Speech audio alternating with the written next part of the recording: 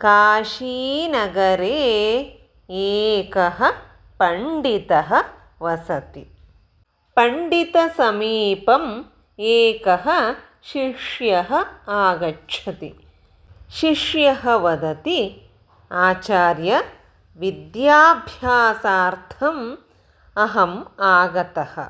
पण्डितः शिष्यबुद्धिपरीक्षार्थं पृच्छति, वत्स, देवः कुत्र अस्ति? शिष्यः वदति, गुरो, देवः कुत्र नास्ति? कृपया भवानेव समाधानं वदतु। सन्तुष्टः गुरुः वदति, देवः सर्वत्र अस्ति। देवः सर्वव्यापी। त्वं बुद्धिमान्, अतः विद्याभ्यासार्थम् अत्रैव वस।